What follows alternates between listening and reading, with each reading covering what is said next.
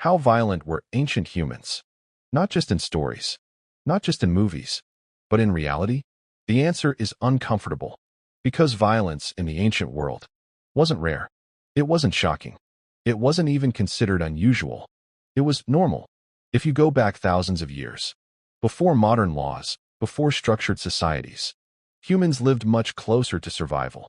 And survival meant one thing. If you couldn't defend yourself, you didn't last long. Archaeologists studying early human remains have found clear signs of trauma: fractured skulls, embedded weapons, healed injuries from repeated attacks. This wasn't isolated. It was common enough to leave patterns. In some prehistoric sites, entire groups appear to have been wiped out, not by disease, not by accidents, but by other humans. Organized violence existed long before empires.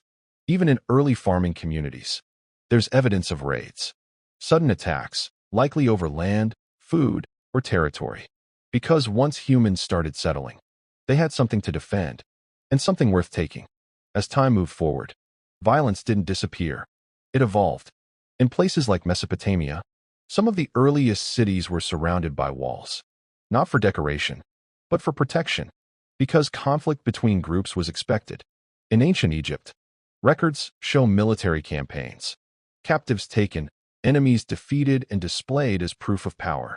And in the expanding world of Roman conquests, violence became systematic, disciplined, engineered. Armies didn't just fight, they dominated. Entire regions were absorbed, and resistance was crushed quickly and publicly. But what makes ancient violence different from today isn't just how often it happened. It's how people related to it. Or were they just living in a world where violence had fewer limits? Because the truth is, humans haven't changed as much as we like to think.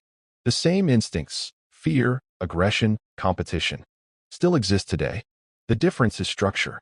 Modern societies have systems that reduce open violence, laws, enforcement, consequences, barriers that didn't exist in the same way back then. Without those barriers, conflict was more direct, more personal, more immediate.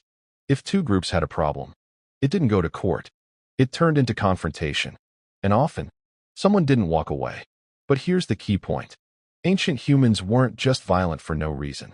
Most of the time, their actions were tied to survival, protecting land, securing resources, defending their group. In a world with scarcity and constant threats, violence became a tool, a harsh one, but an effective one. So how violent were ancient humans? Violent enough that entire communities lived in fear. Violent enough that conflict shaped civilizations. Violent enough that survival often depended on strength. But also human enough to build, create, and form societies. In the middle of all that chaos, and maybe that's the real answer, ancient humans weren't just violent. They were human, in a world that demanded it.